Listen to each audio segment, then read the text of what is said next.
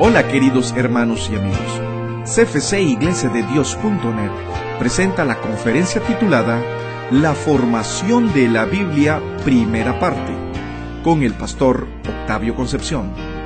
Pero antes escuchemos a Ofrey Rodríguez con el canto La Biblia.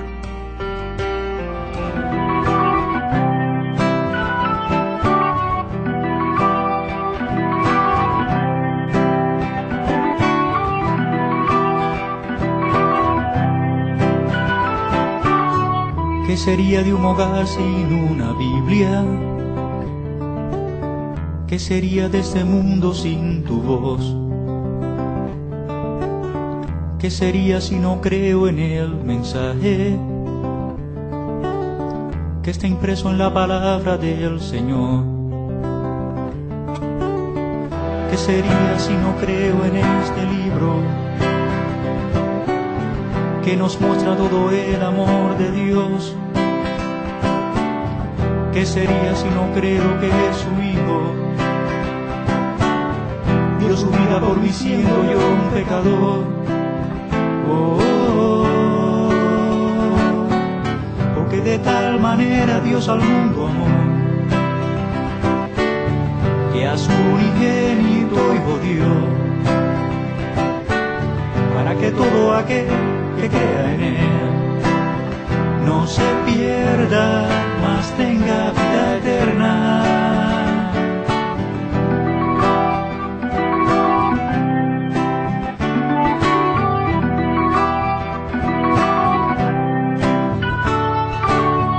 ¿Qué sería si no creo en este libro que nos muestra todo el amor de Dios? ¿Qué sería si no creo que su Hijo dio su vida por mí siendo yo un pecador?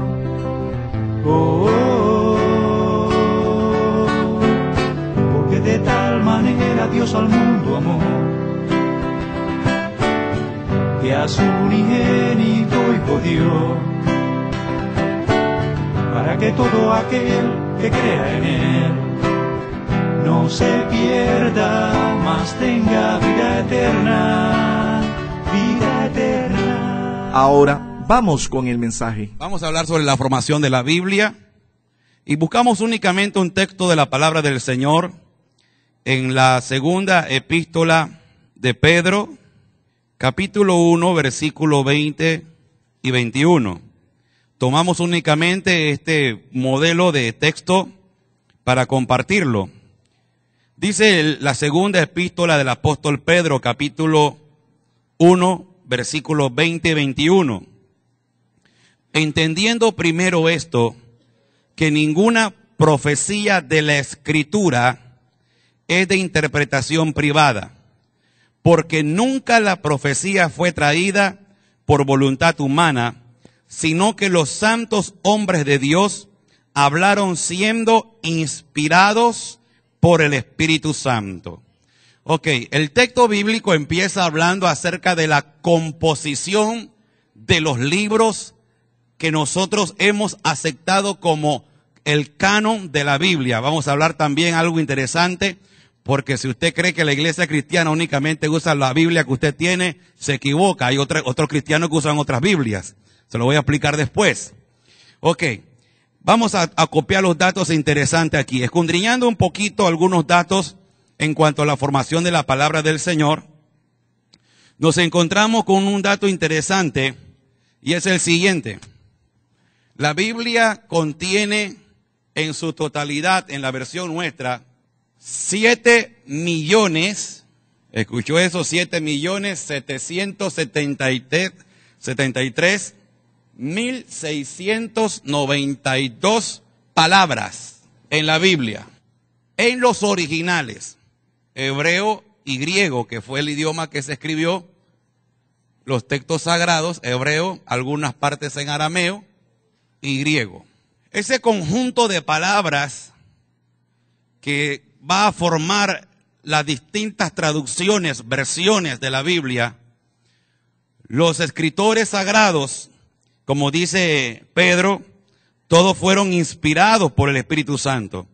Quiere decir que no hay una palabra en vano, no hay un comentario que la Biblia registre que haya sido un error humano, porque toda la palabra del Señor, al ser inspirada por el Espíritu Santo, es una palabra sagrada.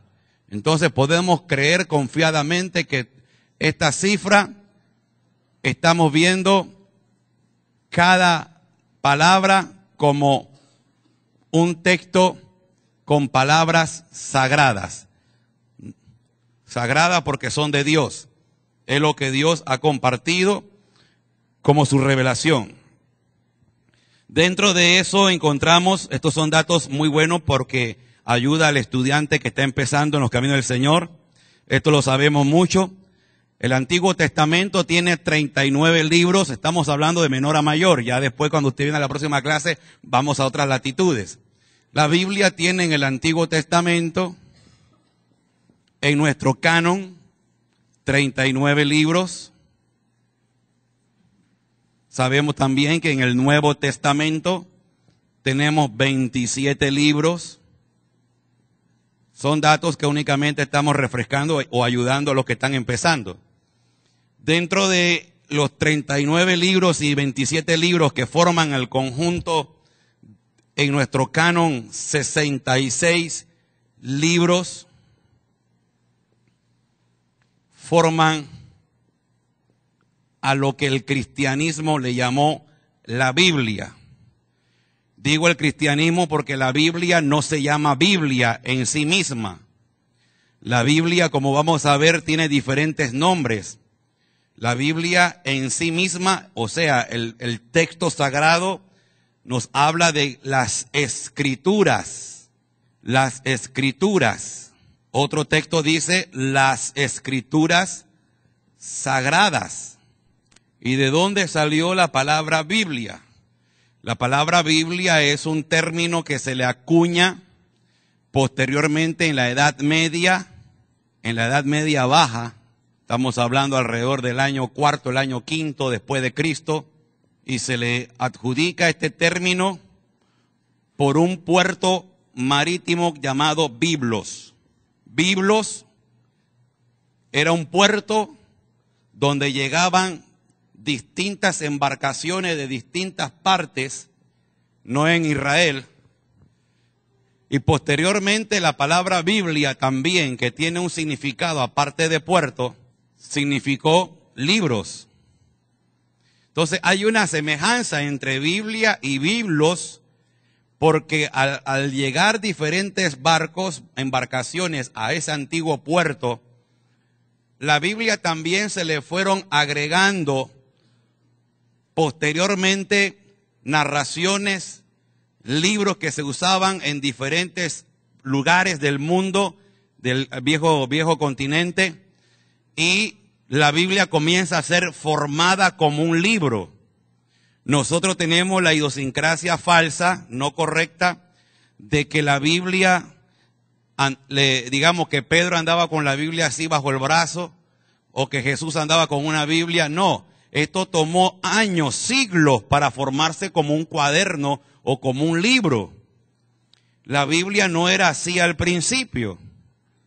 La Biblia comenzó a surgir de papiros, de rollos, de códices, que eran tipo de cuadernos antiguos cosidos en el borde, y posteriormente se usaban distintos libros en distintos lugares de Israel, como libros del Antiguo Testamento, y fuera de Israel, cuando el cristianismo se da en el desarrollo de la expansión evangelística misionera, las cartas que Pablo escribía eran cartas dirigidas no a todas las iglesias, porque hablar de todas las iglesias estaríamos nosotros adelantándonos a la época. Pablo, por ejemplo, visitaba Isla de Caballo. Pablo llegaba, evangelizaba la Isla de Caballo, compartía la palabra, se convertía la gente, y Pablo entonces dejaba allí a un pastor. Vamos a tratar de ponerlo en el ambiente nuestro. Ponía un pastor, y el pastor que ponían era Timoteo. Pablo posteriormente salía de la Isla de Caballo y se iba por allá por Jamaica, y en Jamaica por allá se enteraba cómo andaba la iglesia en Isla de Caballo. Y entonces Pablo escribía una carta, indudablemente inspirada por el Señor, epístola a los de la Isla de Caballo. Entonces, al escribirle, le daba consejos, le daba palabras, y la epístola llegaba exactamente, únicamente a la Isla de Caballo. No llegaba a Costa de Pájaro, no llegaba al Roble, no llegaba a Guanacaste, porque era una epístola dirigida a Isla de Caballo. Con el tiempo, después, 200 años después, alguien se entera de que Pablo había escrito a la Isla de Caballo. Esta epístola Pablo la escribió, y comienzan a estudiarla y ver que sí era de Pablo. Mira qué raro, Pablo escribió una epístola, nunca nos habíamos enterado de esto, y la colocaban junto con una epístola a la isla de Jamaica, la colocaban junto con otra epístola escrita a los hermanos de Guanacaste. Iban colocando las epístolas, y así fueron formándose lo que se le llamó el canon de la Biblia. O sea, Pablo nunca ni siquiera pretendió escribir libros sagrados, pero cuando estaba escribiéndolos, llevaba una palabra de aliento a las distintas congregaciones de aquel entonces, que la iglesia siglo III, con Atanasio, es quien va a decir, estos son los libros que nosotros vamos a aceptar como libros inspirados por Dios para la formación de la iglesia universal, para la formación de todas las iglesias que creen en Jesucristo. Entonces, los escritos sagrados fueron desarrollándose de una manera paulatina, por eso hablamos de la formación de la Biblia. Entonces, la Biblia es un libro que tomó su tiempo en su desarrollo, porque la Biblia tiene todo un proceso de formación. Entonces, cuando yo hablaba hace un momento sobre el canon de la Biblia, del Nuevo Testamento, fue necesario que este hombre, que acabo de mencionar también, Atanasio, que era uno de los primeros teólogos del cristianismo, en el año 390 después de Cristo, él es el primero en presentar una lista oficial de los 27 libros del Nuevo Testamento.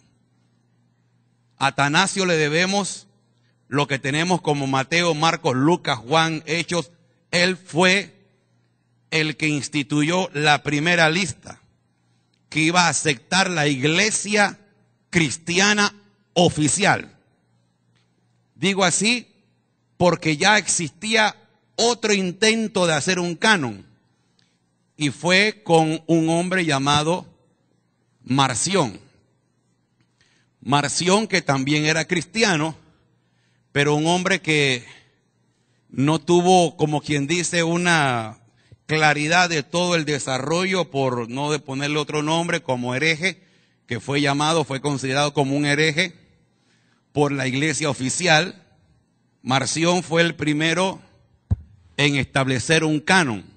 Él aceptó como canon únicamente a Lucas, aceptó 7 epístolas de Pablo, y esto era el canon de él.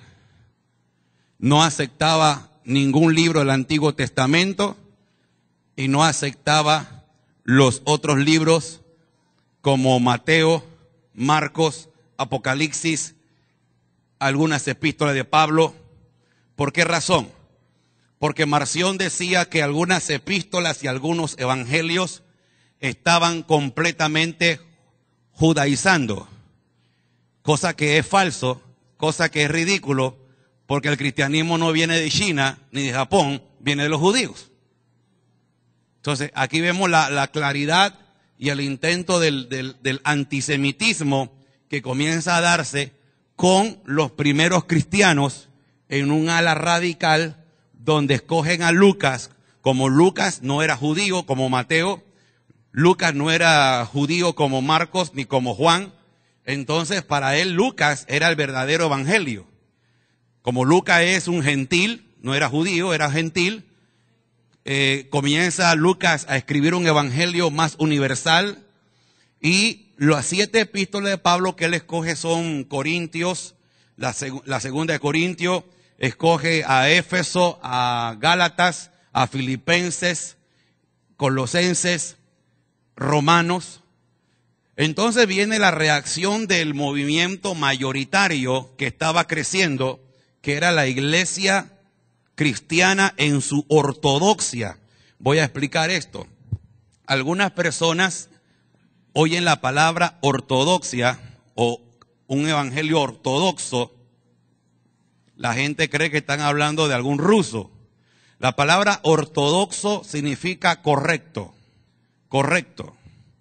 Entonces, la iglesia ortodoxa, la iglesia cristiana que estaba tratando de hacer lo correcto, la iglesia en su gran conjunto, en su gran mayoría, la iglesia tuvo que hacer una contrarrespuesta a lo que Marción estaba proponiendo. Marción proponía entonces un evangelio único, cuando existían otros evangelios, aparte de que él estaba haciendo su propio canon. Atanasio hace esta propuesta de los 27 libros, no solo lo hace en un concilio formado por 300 obispos. Recuerde que la iglesia cristiana evangélica no existía, únicamente la iglesia católica, y son 16 siglos después de Cristo, donde únicamente va a haber una sola facción de cristianismo, que es el catolicismo. No existía quien más pudiese elegir los libros, porque eran los discípulos de los discípulos de los discípulos de Jesús. Entonces Marción va a tener la contrarreforma de su posición con el gran Atanasio, quien presenta a la comunidad ortodoxa del cristianismo en aquel tiempo, que iba a llegar a ser la iglesia católica, repito, los únicos que existían en aquel tiempo hasta el siglo XVI, cuando Martín Lutero se separa y nace la corriente de la iglesia evangélica. Todo esto gira en torno a defender lo que sería la canonización de los textos. Ese es el problema que se da en el Nuevo Testamento. Pero en el Antiguo Testamento, la canonización ya había sido hecha en el Sanedrín por los judíos en el año 90 después de Cristo. El canon del Antiguo Testamento para los judíos fue aceptado en el año 90 después de Cristo, solo por los judíos, y el Nuevo Testamento es aceptado alrededor del año 390 después de Cristo. Entonces, este es en resumen lo que se le puede llamar el canon. Pastor, ¿qué es un canon? Ya hemos explicado en otras ocasiones, la palabra canon es una palabra griega y significa regla. Significa la medida con que se iban a juzgar los libros. Se iban a ser juzgados como libros sagrados, libros históricos, libros adecuados para la enseñanza, para lo que se le llama también en griego la catequesis, que no tiene nada que ver con la iglesia católica. La palabra catequesis significa enseñanza en griego. Eran libros entonces que eran escogidos de acuerdo a la doctrina que confesaba que Jesucristo era el Señor y Salvador del mundo. Ahora, el Antiguo Testamento, al ser aprobado dentro del concilio de Agnia, en el año 90 después de Cristo, se cierra el canon del Antiguo Testamento. La iglesia cristiana acepta el canon propuesto en el concilio de Nicea por Atanasio, y el canon se cierra en el año 390. Por tal razón, a partir del siglo IV, tenemos lo que se le llama la Biblia en la canonización desde Génesis hasta Apocalipsis, tal como la tenemos en pleno 2013. Pero no fueron los cristianos únicamente de la ala ortodoxa la que aceptaron los 66 libros de la Biblia. Hay otro canon también. La iglesia católica griega, que es la iglesia que se dividió en dos. Históricamente la iglesia católica tiene un cisma alrededor de la Edad Media, estamos hablando por ahí por el siglo X, siglo XII. La iglesia tiene un cisma porque hubo un choque de papado. En ese choque de papas había uno que gobernaba en Constantinopla y otro gobernaba en Roma. Los de Constantinopla se le conoce como la iglesia bizantina o la iglesia ortodoxa griega. Son católicos, solo que tienen otro canon. Y la iglesia católica ortodoxa griega agregó el libro de Enoc y agregaron el libro de los jubileos. Agregaron 2 libros más, o sea, la Biblia, si usted agarra una Biblia católica griega ortodoxa de Constantinopla, va a tener en el Antiguo Testamento, aparte de los deuterocanónicos, van a tener al libro de Enoc. Pero ¿de dónde salió el libro de Enoc? Lea conmigo Judas. La epístola de Judas en el Nuevo Testamento menciona el libro de Enoc. O sea, hay más libros, no son los únicos. Pero ahora le explico por qué fueron aceptados estos y los otros no. Cuando leemos antes de Apocalipsis, la introducción, en el libro de Judas, que no tiene capítulo, se lee allí un asunto que no está claro para nosotros en entendimiento por lo que narran. Entonces, él, por ejemplo, dice el texto bíblico en el versículo 9, pero cuando el arcángel Miguel contendía con el diablo, disputando con él el cuerpo de Moisés, no se atrevió a proferir juicio de maldición contra él, sino que dijo, el Señor te reprenda. Eso es parte del libro de Enoc. Está comprobado de que ese texto fue sacado del libro de Enoc. Entonces, el libro de Enoc fue consultado por el apóstol Judas y usado en un momento dado para agregar detalle a su epístola. Entonces, más abajo también se encuentra un texto alusivo a algo que no está narrado dentro de nuestros libros que están dentro de la Biblia. Dice en el versículo 11, ay de ellos porque han seguido el camino de Caín y se lanzaron por el lucro en el error de Balaam y perecieron con la contradicción de Coré. Entonces hay algunos textos ahí muy solapadamente. El verso 6, y a los ángeles que no guardaron su dignidad, sino que abandonaron su propia morada, los ha guardado bajo oscuridad y en prisiones eternas para el juicio del gran día. Eso también pertenece al libro de Enoc. Entonces, ¿qué era el libro de Enoc? El libro de Enoc eran libros que existían, hechos por judíos griegos, judíos que no eran dentro de la rama de la ortodoxia judía, sino que eran judíos griegos con cultura mucho más amplia, cosmopolitamente, y eran escritos en un lenguaje no hebreo, sino en griego. Entonces, cuando se cierra el canon en el Antiguo Testamento por el Sanedrín en Agnia, ellos rechazaron los libros de Jubileos, rechazaron los libros de Enoc, rechazaron los libros que eran de manufacturación griega, aunque eran hechos por judíos y escribían hablando cosas de Israel, fueron rechazados por los judíos. No así la iglesia cristiana. La iglesia cristiana le gustó y encontró que Enoc era un libro muy bueno para ser colocado en el canon de ellos, en la iglesia cristiana ortodoxa, y en el libro de los jubileos también, que hablan de fiestas y hablan de futuras promesas para el pueblo de Israel.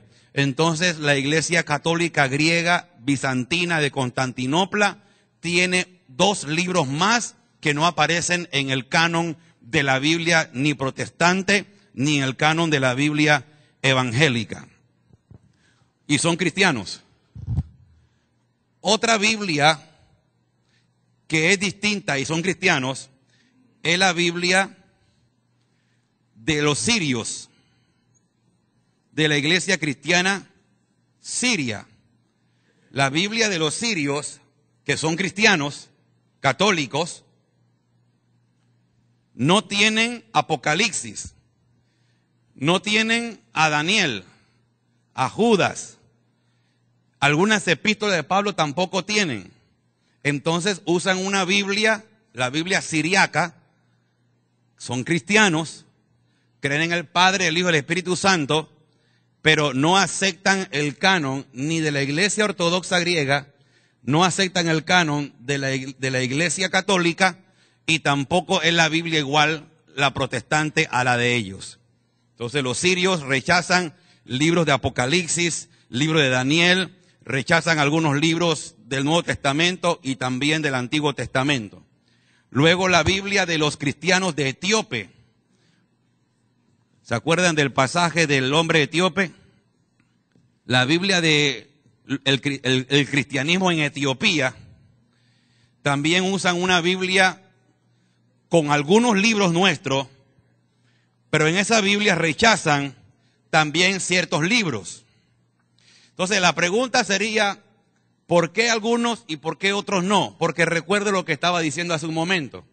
Cuando Atanasio, que es del ala ortodoxa, del ala del cristianismo que más número de gente tenía, que más organizada estaba y que más estaban los teólogos y biblistas en aquel tiempo haciendo la formación de los libros, estos grupos como la iglesia de bizantina o como los movimientos de Etiopía o de los sirios, no fueron grupos mayoritarios, sino que eran grupos minoritarios, grupos muy pequeños, grupos que muchas veces por situaciones raciales, de sociedad, de situaciones de pensamiento de sus obispos, ellos contradecían ciertas posiciones del clero, porque ellos estaban en contra de algunas cosas que se estaban dando, pero en cuanto a la misma Biblia en sí, estaban ellos también, me parece, en mi criterio, teniendo cierta persecución, buscando algo que le acomodara a sus doctrinas. Entonces la Biblia griega ortodoxa, cuando alguien entra a una iglesia griega, yo no sé si usted entra a una iglesia griega ortodoxa, en Panamá hay una, cuando yo entré a la iglesia griega ortodoxa, no tienen imágenes, pero sí tienen pinturas de Elías cuando está siendo arrebatado en el carro de fuego. Tienen imágenes de Moisés bajando del Sinaí. Tienen imágenes de Cristo en la Santa Cena. O sea, es una iglesia católica en su función, solo que en un ala un poco más a otros libros, como el libro de Enoc, que enfatiza los viajes siderales de Enoc, que dice que él fue y viajó a los 7 cielos, que vio a Elías, y etcétera, etcétera. Entonces, son libros que fantasean un poco, que van más allá de la imaginería de ellos mismos, lo que llamaría un profesor, hacen gimnasia mentales en algunos textos bíblicos, o son demasiado fantasiosos, ¿verdad? Y la iglesia ortodoxa se caracterizó por una fuerte posición conservadora, por una posición que no fuera mitológica, ni que rayara con leyenda, ni que rayara con supersticiones. Ahí está la diferencia. Entonces, muchos libros son demasiado supersticiosos, muchos libros son demasiado fantasiosos y llevan doctrina, pero no una doctrina bien confeccionada como los libros de Génesis hasta el Apocalipsis que vamos a tener nosotros hasta nuestros días. Entonces, en resumen, la Biblia ha tenido todo su desarrollo de formación y trabajo no es la posición única de un texto.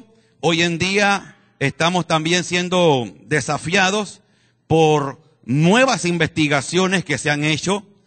Cuando digo nuevas, no me refiero a que han encontrado nuevos libros, sino que nuevas modificaciones en los textos que se apegan mucho más a los originales que ya no existen.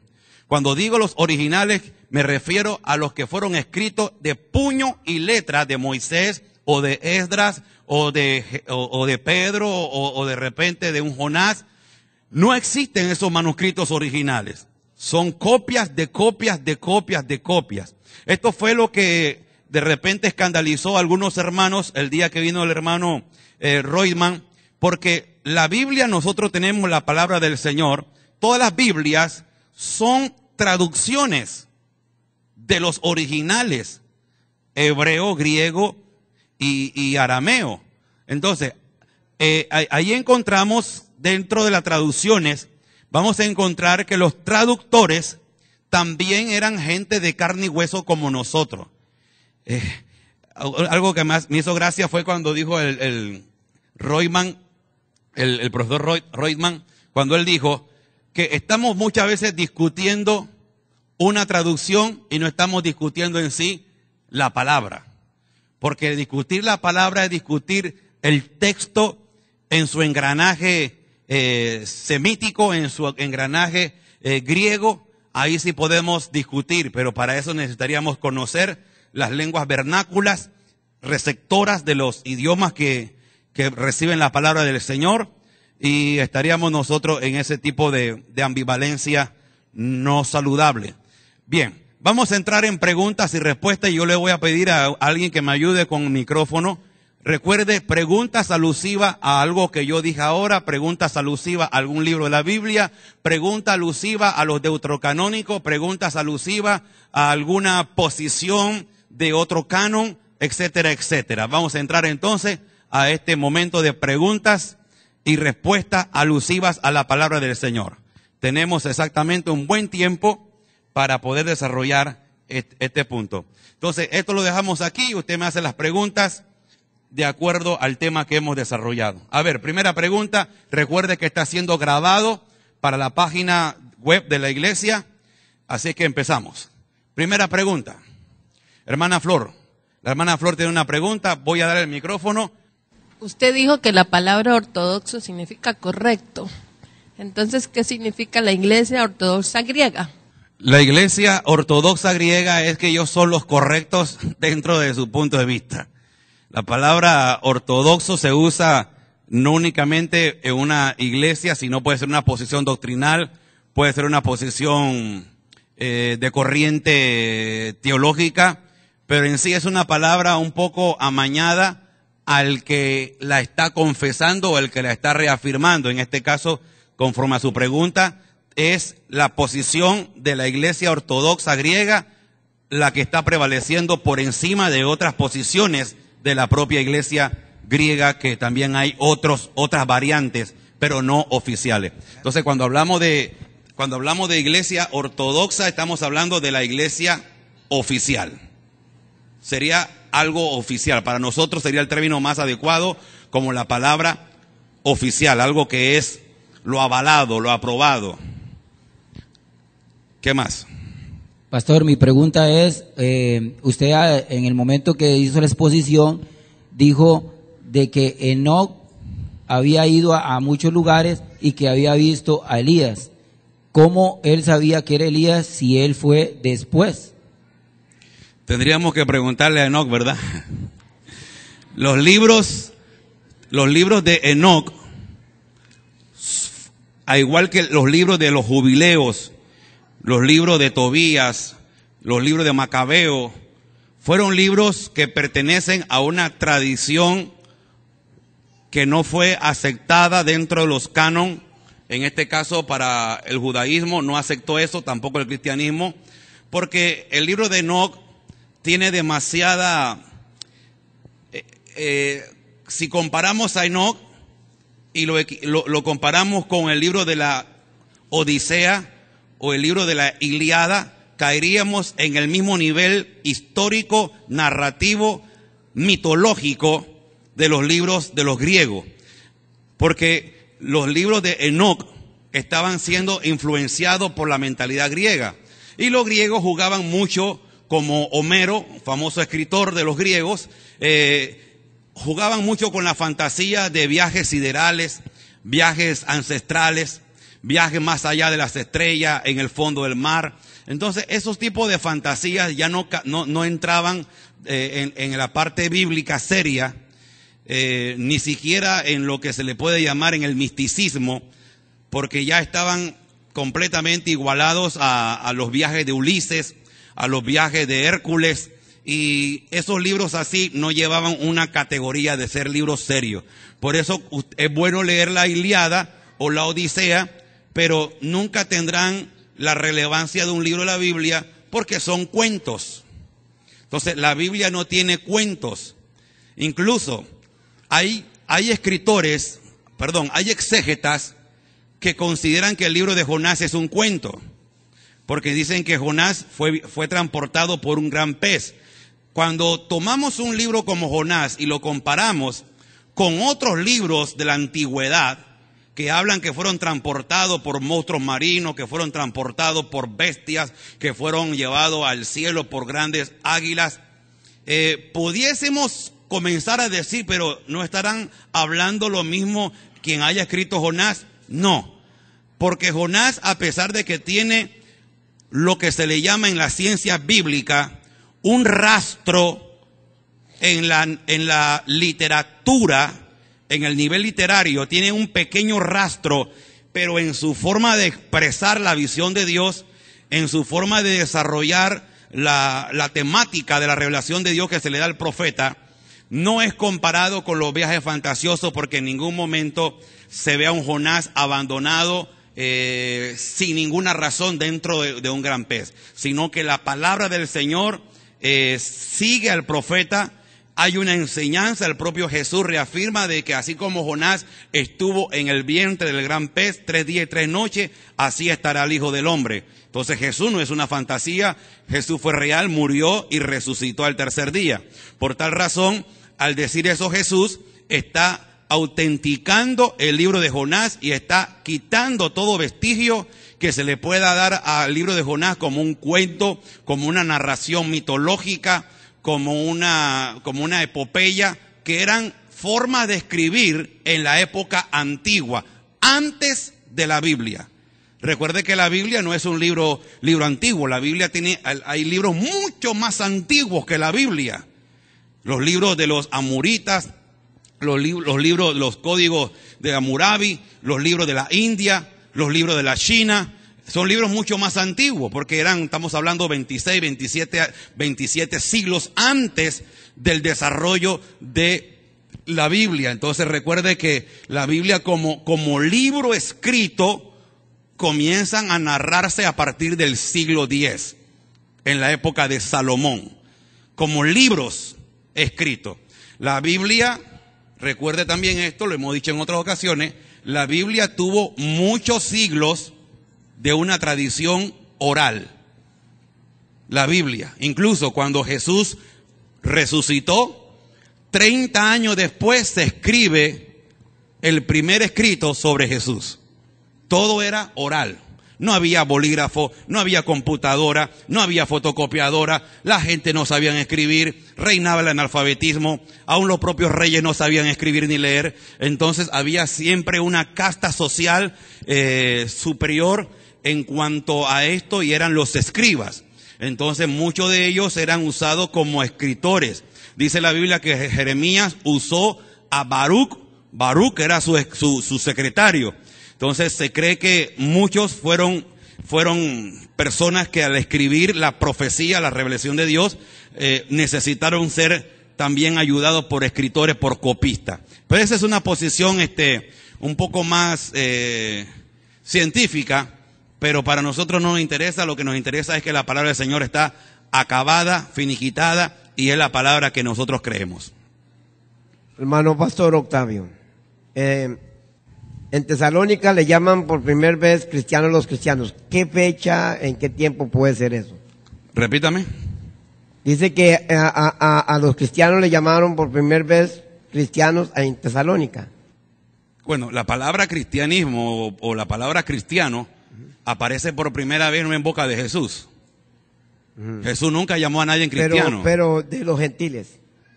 En Hechos capítulo 11, versículo 26, se llama por primera vez al grupo de gente que siguen a Jesús, lo llaman cristianos. Y solamente aparece 3 veces la palabra cristiano en la Biblia, y es en Hechos de los Apóstoles. Se usaba la palabra discípulos. El nombre correcto para el movimiento de Jesús serían los del camino.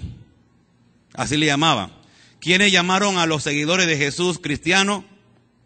Los impíos, los de Antioquía. O sea, no fue un invento de los apóstoles, no fue una revelación de Jesús ni de Pablo, pero el cristianismo, al llamársele así en los pueblos gentiles, ya era tanto decir, mira, vienen unos cristianos, vienen predicando de Cristo. Entonces se le acuñó la palabra cristiano a los seguidores de ese Cristo resucitado, pero en el mundo gentil. Amén. Bueno, muchas gracias. David ya preguntó, vamos a darle oportunidad a otra pregunta. Alan. Bendiciones, buenos días. Tengo 2 preguntas. ¿Se puede? Sí. Ok, la primera es, ¿cuáles fueron los criterios que se utilizaron para evaluar todos los libros y ser incluidos o excluidos? Por aquello que se excluyó Enoc, se excluyó muchos libros apócrifos, pseudoepígrafos y libros gnósticos. Excelente la pregunta. ¿Cuáles fueron los criterios para ser usados como una regla para incluir y excluir los libros de la Biblia? Bien. Y número 1, me da la segunda hora. El número 1, que fuera escrito en su idioma original. O sea, en el concilio de Agnia, libro que llegaba escrito en griego, no importa que haya sido escrito por fulano y tal, por ser griego, no entraban en el canon, en el canon hebreo. Segundo criterio, tenían que ser escritos de acuerdo a la condición histórica. Por ejemplo, un Jeremías que dejó escritos profecías.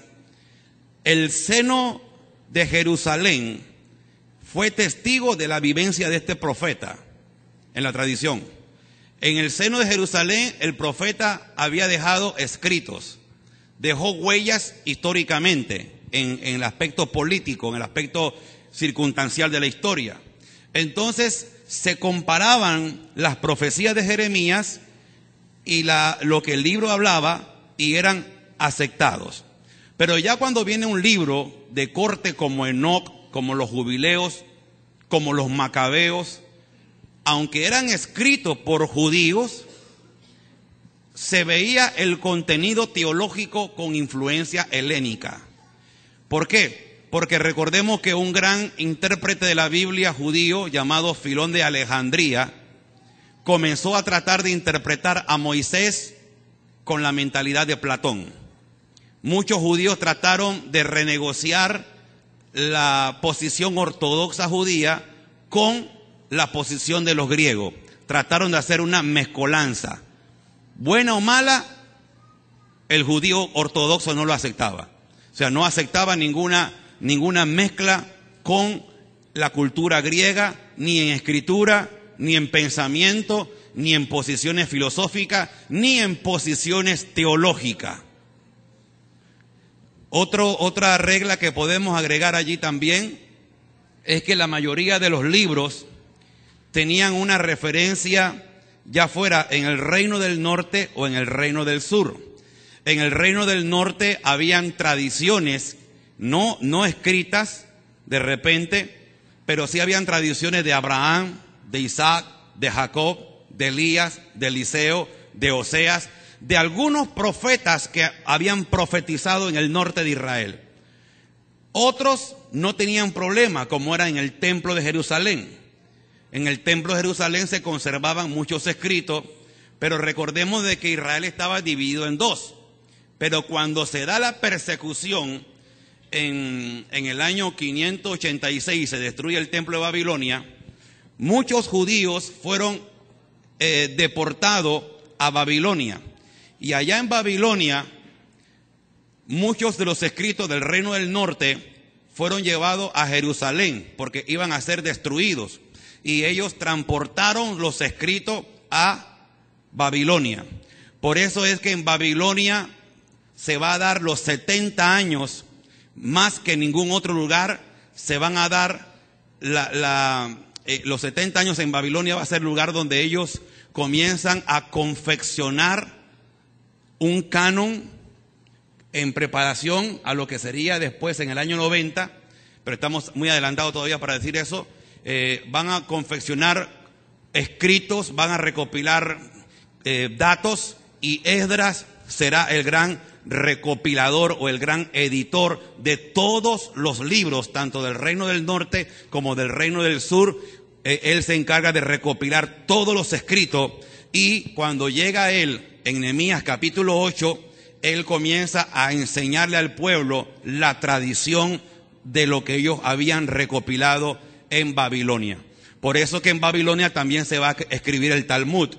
El Talmud no es otra cosa que son comentarios, que son enseñanzas, porque ellos siempre mantuvieron el estudio de la palabra, conservando la palabra, comentando la palabra, y todo ese proceso se dio en Babilonia. Estamos hablando alrededor del año 532, cuando ya faltando más de 600 años, ya ellos tenían cierta canonización. En el campo del catolicismo, o del cristianismo, mejor dicho, en el cristianismo, la canonización del Nuevo Testamento va a tener otro tipo de reglas un poco desigualdad al canon del Antiguo Testamento.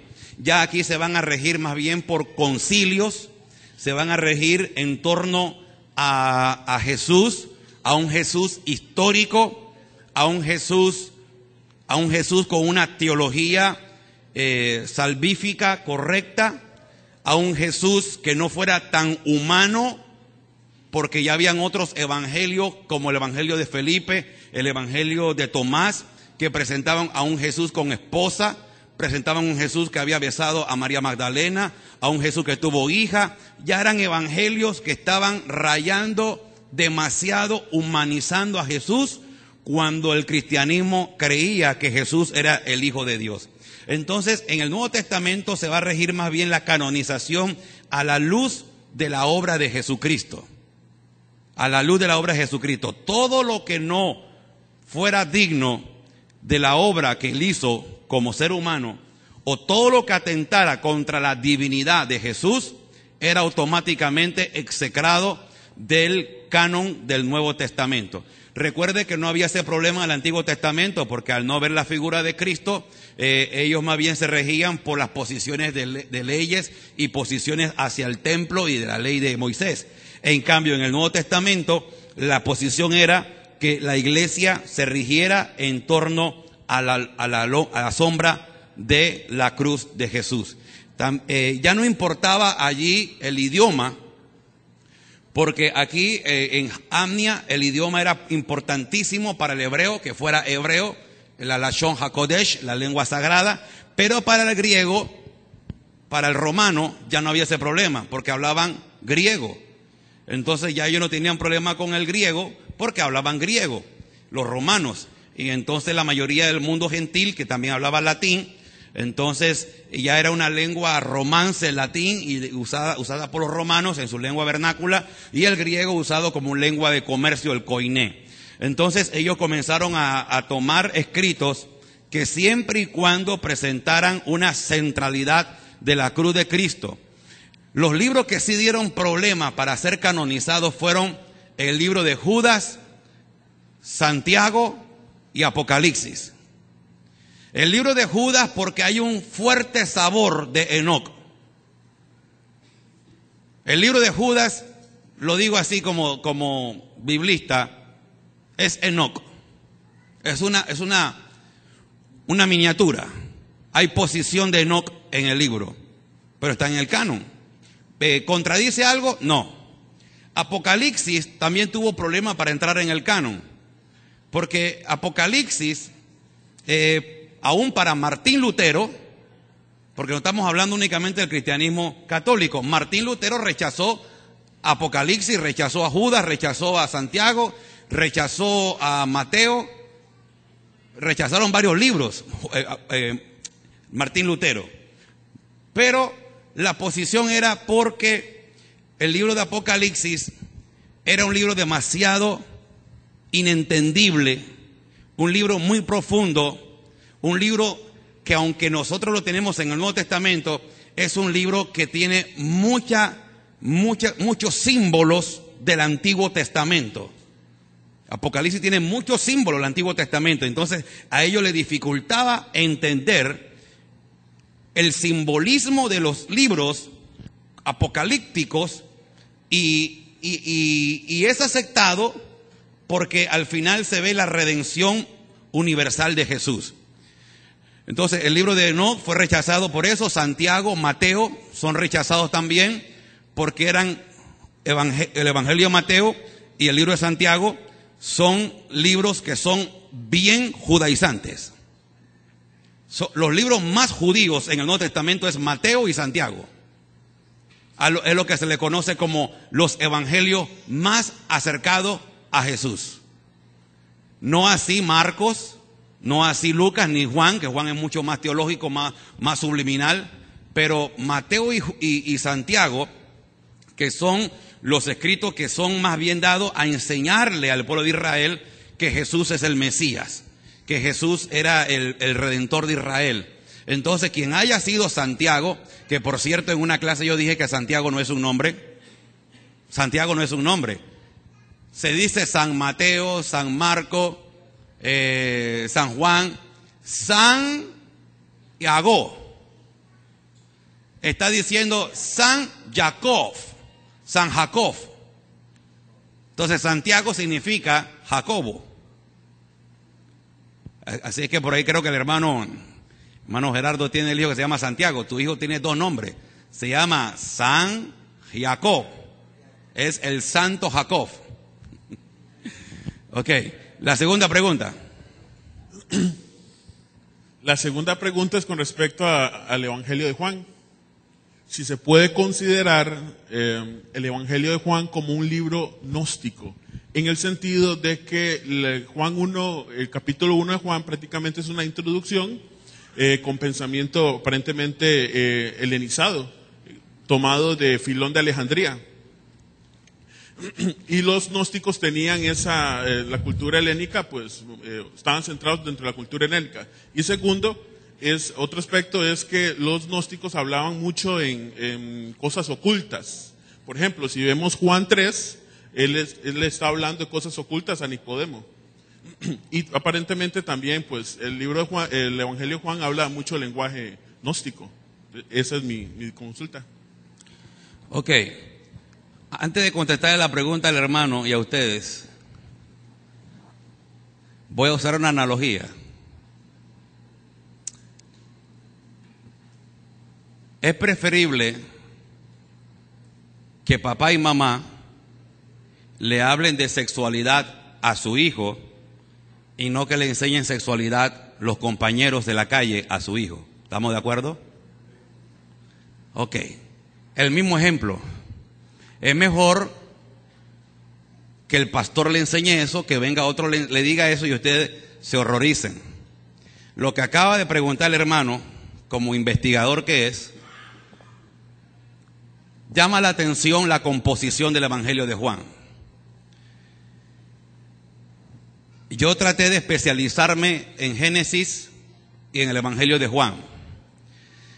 Y en el Evangelio de Juan descubro que el primer capítulo y el último capítulo no pertenecen al escritor original, en cierta forma. El último capítulo, ¿quién es el que más sobresale? Pedro. En el Evangelio de Juan, Pedro no es nadie. Pedro es uno más que los demás apóstoles. Ya se ve la intención del cristianismo católico en desarrollo, que tenían la tradición según la Didache, que es un libro de apócrifo que es usado como historia dentro de la iglesia. La Didache resalta de que Pedro fue a Roma y que Pedro fue el primer papa, etcétera, etcétera. Pero eso es libros que no fueron aceptados dentro de la Biblia, en el Nuevo Testamento. Resulta ser que el libro de Juan, en el último capítulo, sobresale la figura de Pedro. Porque Pedro no ha sobresalido ni del capítulo 1 hasta el capítulo 20, pero cuando leemos el capítulo 21, vemos a Jesús restaurando a Pedro. Eso llamó la atención a los exégetas del Nuevo Testamento, y si quieren le preguntan al doctor Plutarco Bonilla cuando venga, ya que él es el doctor en Nuevo Testamento. Llama la atención de que a partir del capítulo 21 Simón Pedro aparece en la primera lista. Estaban juntos Simón Pedro, Tomás, o sea, siempre es Pedro. Simón Pedro dice, voy a pescar, los demás le siguen. O sea, Pedro es el que va adelante y los demás le siguen.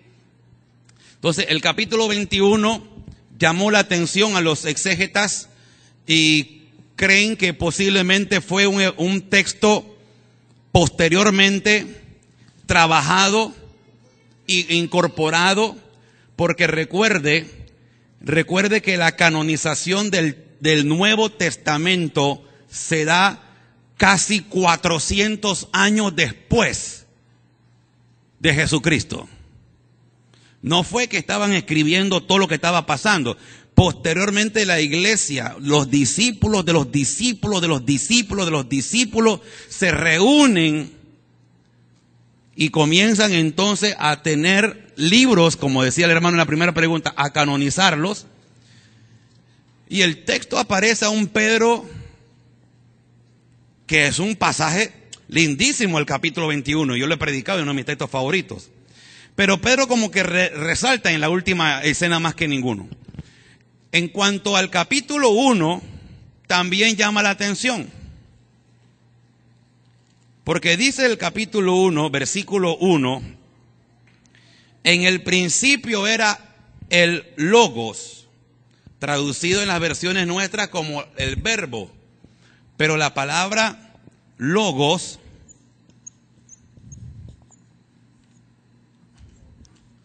o en original griego, logos, nunca la usó Mateo, nunca la usó Marcos, nunca la usó Lucas y nunca la usó Pablo. Es un texto único en el Nuevo Testamento. El término logos es un término no hebreo ni semítico. Es un término que se estaba comenzando a usar en el año 70. Juan es escrito alrededor del año 90. En el año 70 estaban surgiendo ciertos grupos filosóficos griegos. Y recuerde que la iglesia, como dijo, yo no lo dije, lo dijo Cecilio Rastía, un gran escritor, un gran predicador, la iglesia va a pagar bien caro la evangelización. Porque la iglesia, al salir de Israel a predicar a otras naciones, las otras naciones tenían conceptos filosóficos, históricos, divinidades, etcétera, etcétera, y otros libros sagrados. Entonces, la iglesia iba a enfrentarse a dialogar y a ver cómo convencían a otras naciones que llevaban muchos años, muchos siglos, sin nunca haber escuchado de Moisés, sin nunca haber escuchado de Abraham, pero como ellos no iban a hablar de Antiguo Testamento, sino de Jesús, entonces cuando ellos le presentaban a Jesús, ellos ya tenían una concepción más o menos de una divinización de un Dios completamente altísimo, pero un Dios que se fue emanando y acercándose al ser humano, pero que si nunca llegó a ser humano. Entonces Juan sale diciendo, en el principio de la eternidad, como empieza el Génesis, en el principio creó Dios, ¿verdad? Los cielos y la tierra, Génesis 1:1. En el principio ya estaba el verbo, era el logos. Y cuando investigamos qué es el logos, te lo puede investigar en su internet. ¿Qué es el logos? El logos era una emanación de Dios. El logos era una derivación de una divinidad. No estamos hablando del Dios de Israel todavía. Entonces ellos conceptuaban y decían, vengo predicándole en el nombre de Jesús, el Hijo de Dios. El Hijo de Dios. Recuerde que estamos en el mundo gentil, el mundo romano, mundo helénico. Ah, Él es el Logos. Él es el Hijo de Dios. Entonces, cuando los evangelistas llegaban y miraban de que ellos tenían como cierta idea, indudablemente de otra divinidad, decían, ¿ustedes creen en un Hijo de Dios? Entonces ellos decían, sí, creemos en un Hijo de Dios. Así como era Hércules, hijo de Zeus. Así como eran otras divinidades, tenían hijos. Entonces ellos comenzaron a decir, oigan, me parece interesante la historia, cuéntenos la historia. Juan, cuando escribe su evangelio, no está reduciéndose a la posición de ellos. Ellos son los gnósticos, movimiento filosófico que era nada menos que un movimiento filosófico religioso que aglutinaba de todo un poco de las religiones. Entonces, cuando Juan irrumpe en escena con su evangelio, Juan pretende hablar de una manera tan profunda que el capítulo 1 prácticamente es un capítulo sin comparación en todo el Nuevo Testamento. Es el único que se atreve a usar la palabra logos. Rudolf Bultmann, que fue un teólogo también de Alemania del siglo pasado, vulgarmente habló, lo digo vulgarmente habló, es que habló sin ningún tipo de cuidado, escribió de que Juan era un evangelio gnóstico, pero fue el único teólogo que dijo eso contra la ortodoxia de la iglesia cristiana. Un Karl Barth lo va a atribillar con posiciones más bien teológicas y a manifestar de que Juan realmente sí compuso el capítulo 1, a pesar de que usó un término como logos, que es un término que ya raya con una posición en la época en que él escribe, donde está surgiendo el gnosticismo. Quiero que vaya con nosotros a la primera epístola de Juan. Juan también, que es epístola de Juan, primera de Juan. Juan también habla sobre logos en el Nuevo Testamento, pero en la epístola. En el capítulo 5, primera de Juan, capítulo 5, versículo 1. Dice, todo aquel que cree que Jesús es el Cristo, ese es nacido de Dios. Y todo aquel que ama al que él engendró, ama también al que ha sido engendrado por él. En esto conocemos que amamos los hijos de Dios, cuando amamos a Dios y guardamos su mandamiento. Entonces sigue hablando allí en el texto y comienza a presentar una distinción entre el Padre, el Hijo y el Espíritu Santo. Pero el texto, capítulo 4, versículo 1, capítulo 4, verso 1, amados, estoy en la primera de Juan, capítulo 4, verso 1, amados, no creáis a todo espíritu. Quiere decir que había gente que estaban creyendo ya, sino probad los espíritus si son de Dios, porque muchos falsos profetas han salido por el mundo. En esto conoced el Espíritu de Dios. ¿Cuál era el Espíritu de Dios? Todo espíritu que confiesa que Jesucristo ha venido en carne es de Dios. Toda predicación que se daba en aquel tiempo, que hablaban de que Jesús era Dios, todo estaba bien, pero hasta cuando decían ellos, pero Dios no se hizo carne, entonces decían, eso no es evangelio. Los gnósticos no era una religión en sí con un templo. Los gnósticos era como una manera de pensar. Entonces, Juan preparó a la iglesia, a la última generación del siglo I, la preparó para enfrentarse a los movimientos gnósticos, a los movimientos docetistas, a los movimientos que eran de acuerdo a la corriente, que decían que Jesús era el Hijo de Dios, porque había venido de Dios. Todo eso estaba correcto para ellos.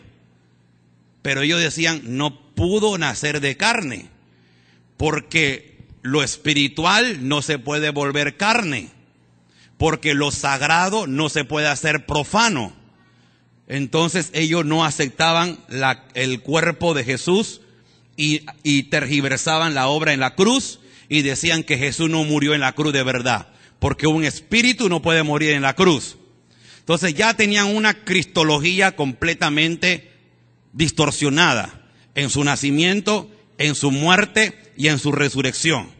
Por lo tanto, no encajaba con la ortodoxia cristiana en aquel tiempo. Entonces, ¿escribió Juan o no el primer capítulo? Hasta donde he logrado estudiar y entender, sí. Sí lo escribió, porque Juan mantiene un paradigma. Usted agarra Génesis capítulo 1 y Juan capítulo 1 es lo mismo. Vamos a ver un pequeño ejemplo. Juan tiene abierta la Biblia del Antiguo Testamento, la única en aquel momento. Y Juan está escribiendo su evangelio, su cristología, a la luz de la creación. Por eso él usa la palabra en el principio. ¿Cómo empieza Génesis 1:1? En el principio. Dice en el versículo 2, este era el principio con Dios. Todas las cosas fueron por él hechas. ¿Qué habla del Nuevo Testamento? De todas las cosas que fueron hechas por Dios. Y sin él, nada de lo que ha sido fue hecho. Versículo 4, en él estaba la vida y la vida era la luz de los hombres. Que es lo primero que crea el Señor en Génesis, la luz. Ahora habla Juan de la luz. Juan tiene abierto el Génesis. O sea, Juan no está escribiendo pensando en los gnósticos. Juan es, para mí, el teólogo más judaizante que hay en el Nuevo Testamento. Cuando digo judaizante me refiero a que Juan está escribiendo para convencer a los judíos que Jesucristo es el Mesías. Desde el principio, no porque nació en Israel. Entonces Juan compara a Jesús con el Génesis capítulo 1. O sea, en Génesis 1 encontramos a Jesús. Desde el principio. Entonces, eso para Israel sería novedoso, como que Jesús sería del principio. Ahora, para los gnósticos, que hablaban sobre el Logos, ellos decían, sí, el Logos siempre ha estado con Dios. Pero ya cuando entendían que el Logos no era el Jesús, ya entonces habían divisiones. Los gnósticos nunca llegaron a ser la iglesia oficial, el concilio que hubo al principio de los siglos de la cristiandad.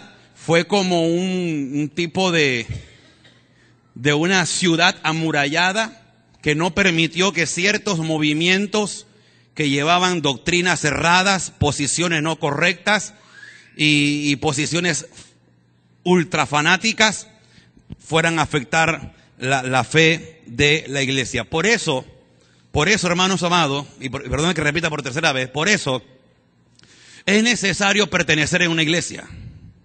Porque toda la gente siempre ha tenido libre de pensamiento.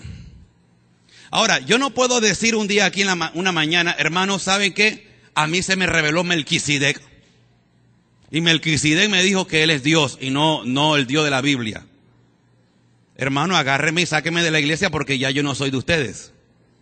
Pero lamentablemente allá afuera hay muchas iglesitas que tienen otro evangelio, que piensan diferente. No solo los testigos de Jehová, estamos hablando de cristianos, estamos hablando que los gnósticos eran cristianos. O sea, el cristianismo sufrió, pero fue necesario hacer concilios. Los concilios que hacen, los concilios van a dictaminar la sana doctrina. No es lo que a ti te parece, no es lo que tú soñaste, no es tu opinión lo que importa, es lo que dice el concilio, lo que dice la iglesia.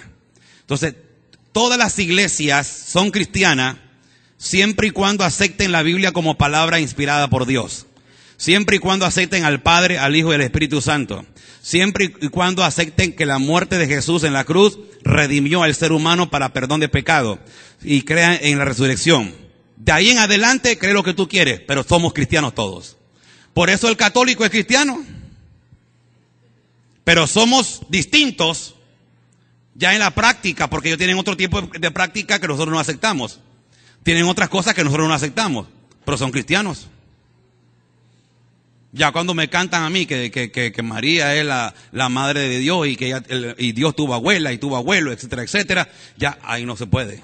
Pero por eso Martín Lutero, que era católico, monje agustiniano, Martín Lutero cuando se sale de la iglesia en el año 1517, entonces Martín Lutero crea sin querer el movimiento que usted y yo hoy formamos, el movimiento de la iglesia protestante.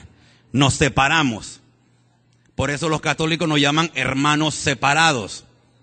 ¿Por qué somos hermanos? Porque tenemos la Biblia inspirada por Dios, creemos en el Padre, el Hijo y el Espíritu Santo, creemos en el perdón de los pecados en Jesús, creemos en el cielo, tenemos doctrinas que nos asemejan, pero hasta cierto límite.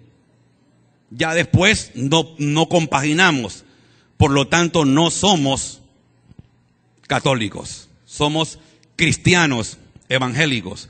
Al ser cristianos evangélicos es que nos regimos de los 4 evangelios para adelante, y no por concilio, ni por magisterio, ni por posiciones canónicas, sino únicamente de los evangelios en adelante.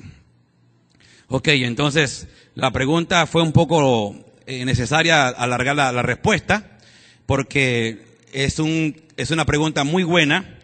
Entonces, ciertamente llama la atención la palabra logos, porque logos es una palabra griega, una palabra doctrinalmente usada por los gnósticos, y por primera vez un discípulo de Jesús utiliza la palabra logos, que ni el propio Jesús habló de logos.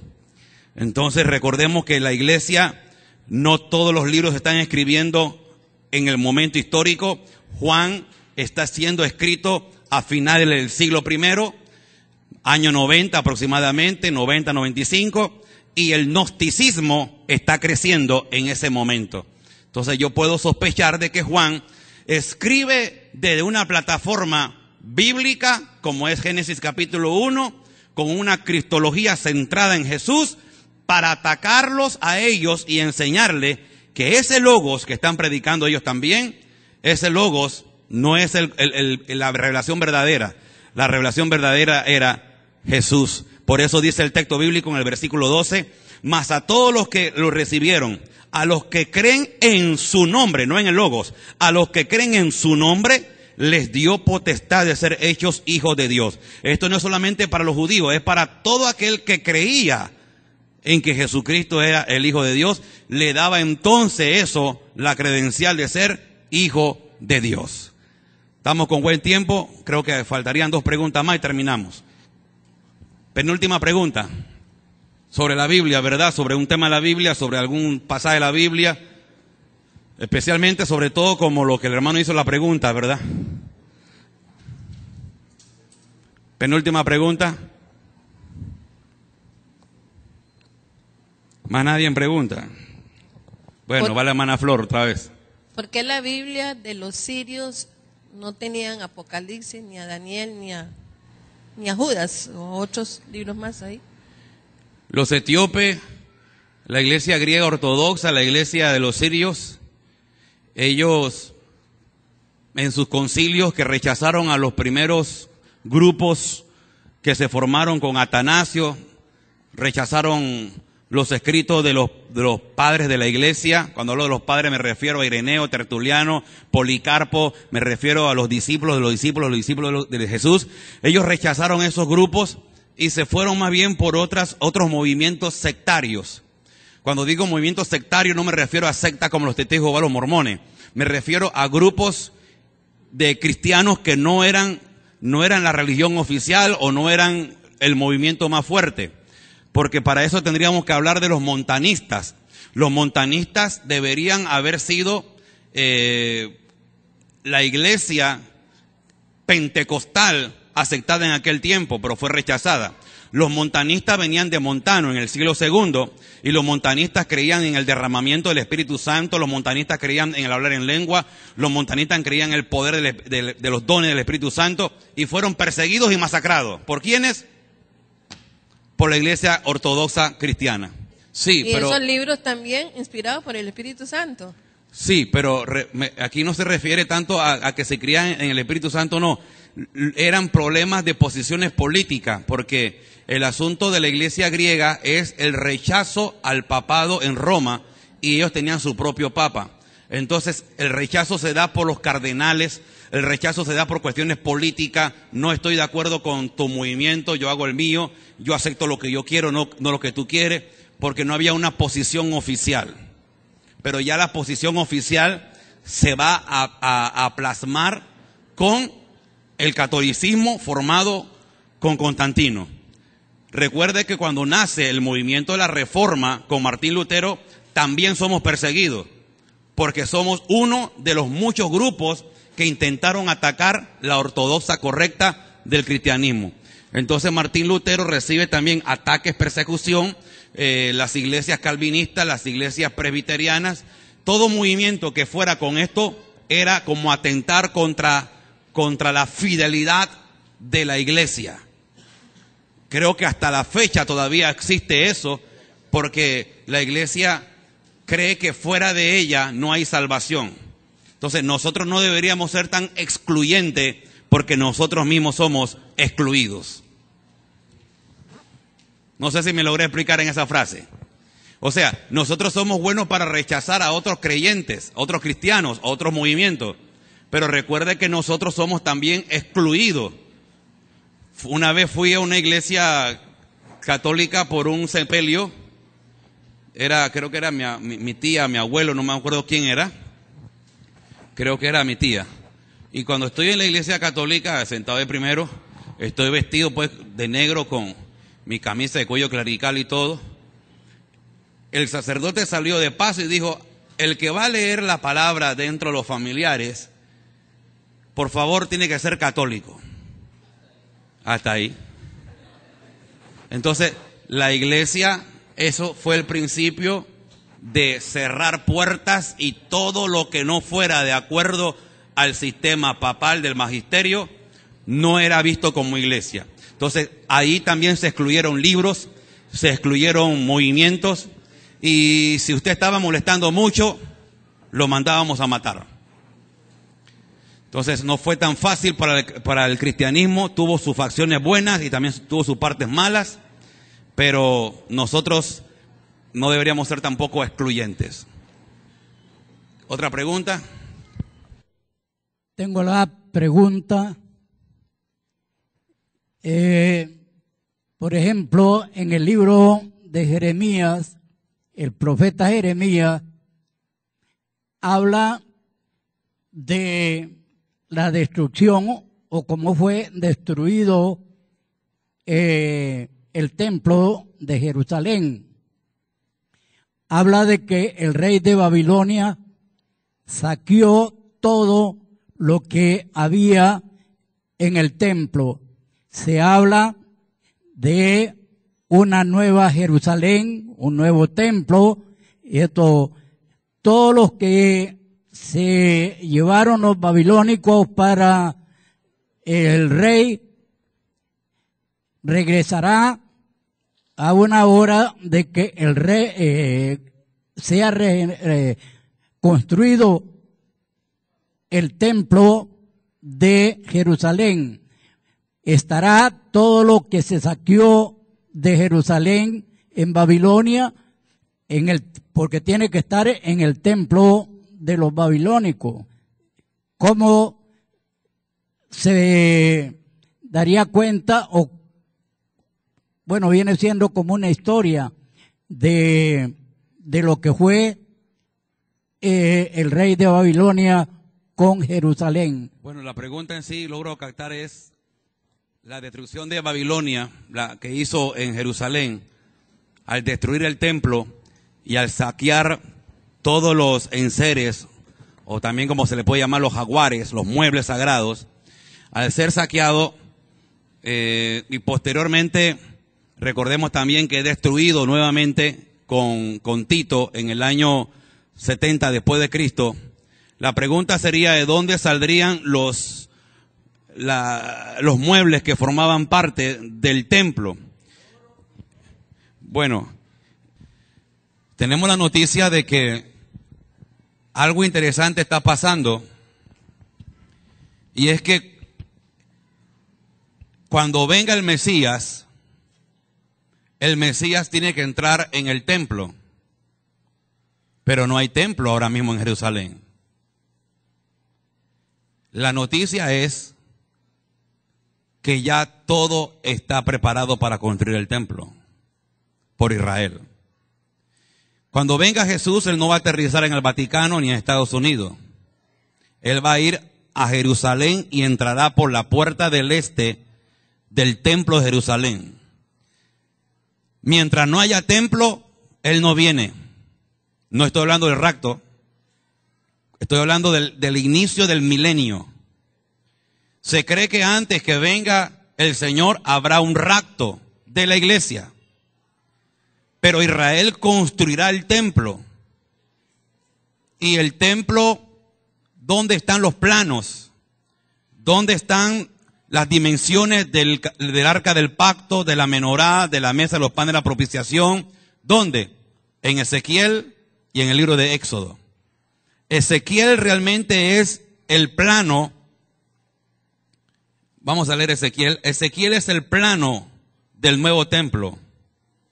Ezequiel escribe todo su libro prácticamente en torno al nuevo plano que será el nuevo templo.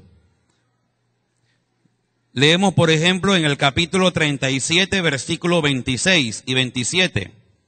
Ezequiel 37, versículos 26 y 27. Ezequiel 37, 26 y 27. Y haré con ellos pacto de paz, pacto perpetuo será con ellos, y los estableceré y los multiplicaré, y pondré mi santuario entre ellos para siempre. Estará en medio de ellos mi tabernáculo, y será a ellos por Dios, y ellos me serán por pueblo.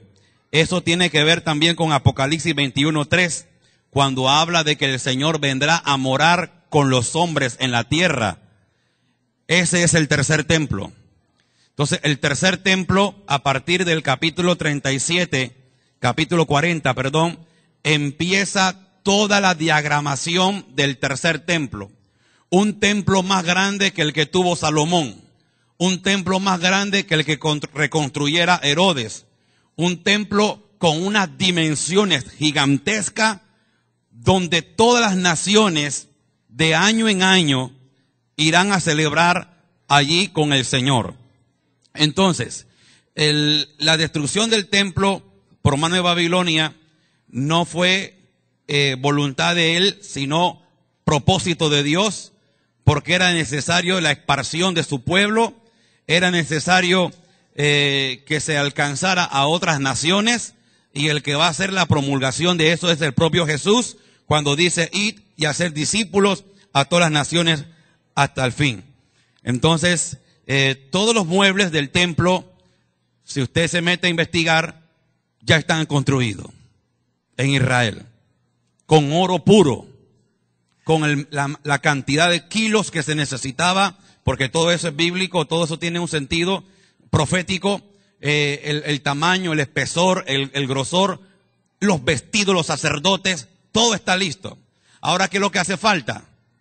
Hace falta destruir la mezquita de Omar. Hace falta quitar esa cúpula amarilla que se ve en las fotos. Al quitarla se va a formar una guerra mundial.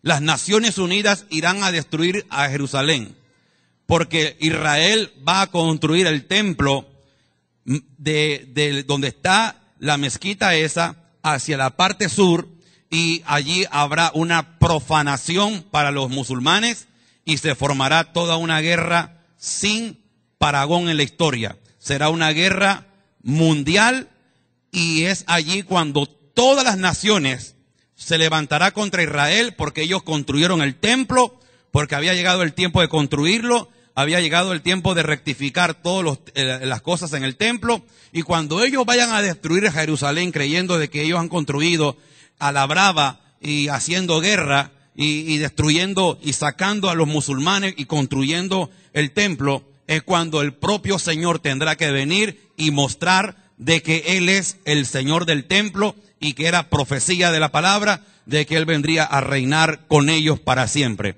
Porque de otra manera volverían a destruir el templo por tercera vez. Y el templo no se va a destruir, solamente se destruyó 2 veces y nunca más se destruirá el templo, porque es la palabra profética del Señor. Porque Él vendrá a morar con su pueblo y reinaremos juntamente con Él desde Israel, y las naciones, lea conmigo lo que dice Isaías. Dice Isaías en el último capítulo, habla de las naciones acudiendo a el tiempo de la adoración. Isaías capítulo 66, el último capítulo, y terminamos con esto. Isaías 66, versículo 10. Por eso es que usted tiene que aprender a lo que estamos tratando de enseñar. Escuche lo que dice la Biblia. Si usted ama Jerusalén, escuche qué va a pasar. Isaías 66, verso 10. Alegraos, ¿con quién? ¿Con Alemania? ¿Alegraos con España? No. Alegraos con Jerusalén y gozaos con ella. ¿Quiénes? Todos los que la aman. Llenaos con ella de gozo, todos los que os enlutáis por ella, todos los que le duelen por lo que ha pasado en Jerusalén, para que maméis y os saciéis de los pechos de sus consolaciones, para que bebáis y os deleitéis con el resplandor de su gloria. Porque así dice el Señor: he aquí yo extiendo sobre ella paz como un río, y la gloria de las naciones como torrente que se desborda, y mamaréis y en los brazos seréis traídos, y sobre las rodillas seréis mimados, como aquel a quien consuela su madre, así os consolaré yo a vosotros, y en Jerusalén tomaréis consuelo.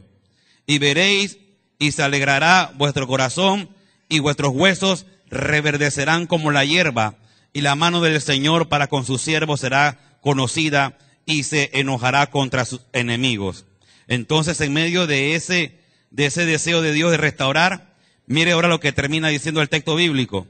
Dice en el versículo 20, versículo 19 y 20, y pondré entre ellos señal, y enviaré de los escapados de ellos a las naciones, a Tarsis, a Fut y a Lut, que disparan arco, y a Tubal y a Javán, está hablando de Grecia, está hablando de Alemania, y las costas lejanas que no oyeron de mí, ni vieron mi gloria, y publicaron mi gloria entre las naciones, y traerán a todos vuestros hermanos de entre todas las naciones por ofrenda al Señor, en caballos, en carros, en líteras, en mulos, en camellos, a mi santo monte de Jerusalén, dice el Señor, al modo que los hijos de Israel traen la ofrenda en utensilios limpios a la casa del Señor. Y tomaré también de ellos para sacerdotes y levitas, dice el Señor, porque como los cielos nuevos y la nueva tierra que yo hago permanecerán delante de mí, dice el Señor, así permanecerá vuestra descendencia y vuestro nombre. Y de mes en mes y de día de reposo en día de reposo vendrán todos a adorar delante de mí, dijo el Señor. Entonces es un texto profético que todas las naciones irán de fiesta en fiesta, de Rosh Hodesh, de mes en mes, irán de sábado en sábado, irán en cada fiesta a adorar a Jerusalén. Ahora, esa es la palabra del Señor cuando se le construya el tercer templo. Pero mientras se construya el tercer templo, la iglesia tiene que estar velando, orando y cumpliendo con su misión, porque va a llegar el tiempo del fin de los gentiles y luego seremos arrebatados para reinar con el Señor y estar con el Señor para siempre. Denle un aplauso al Señor, gloria a Dios. Esperamos que esta enseñanza haya sido de bendición para tu vida. Puedes visitarnos en el internet a la dirección electrónica cfciglesiadedios.net o al correo electrónico webmaster@cfciglesiadedios.net o localízanos en el Facebook a CFC Iglesia de Dios.